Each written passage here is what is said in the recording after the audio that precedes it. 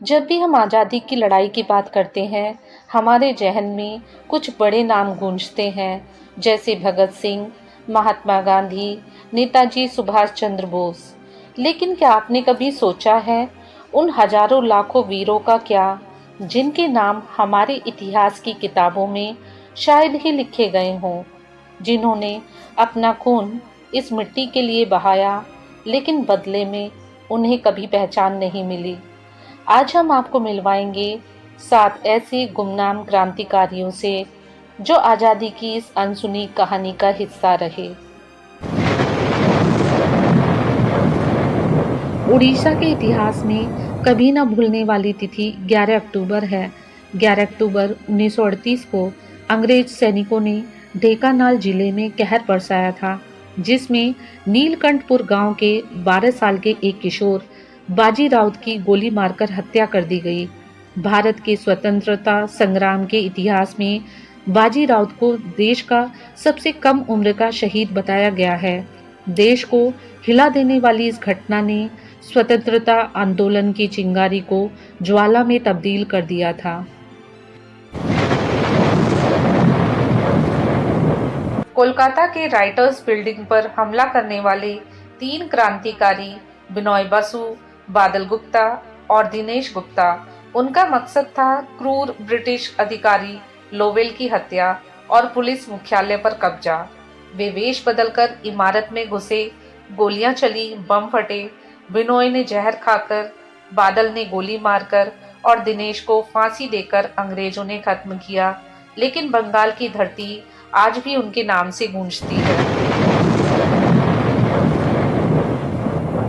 सिर्फ 19 साल का यह नौजवान गदर पार्टी का सदस्य था, जिसने अमेरिका से लौटकर भारत में अंग्रेजों के खिलाफ सशस्त्र क्रांति का सपना देखा। उन्होंने हथियार और धन जुटाकर पंजाब में विद्रोह की योजना बनाई, लेकिन योजना लीक हो गई और उन्हें गिरफ्तार कर लिया गया। फांसी से पहले उन्होंने कहा, if I had to be born again I would still choose to die for my country. 1915 में 19 साल की उम्र में उन्हें लाहौर की जेल में फांसी दी गई।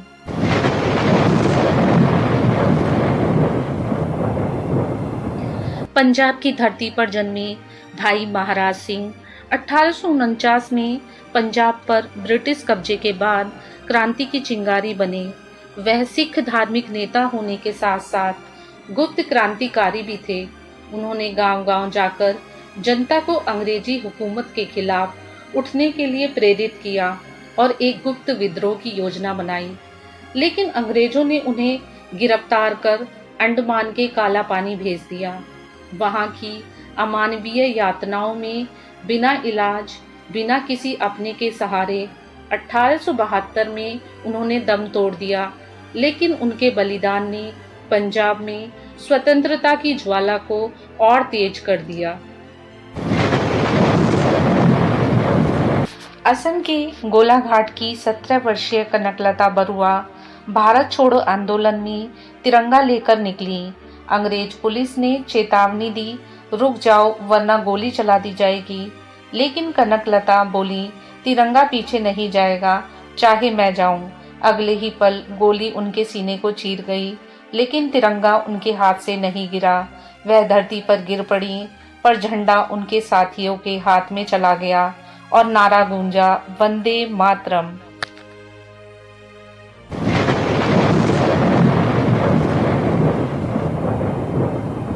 सिर्फ 18 साल की उम्र, हाथ में बम और दिल में आज़ादी का जुनून।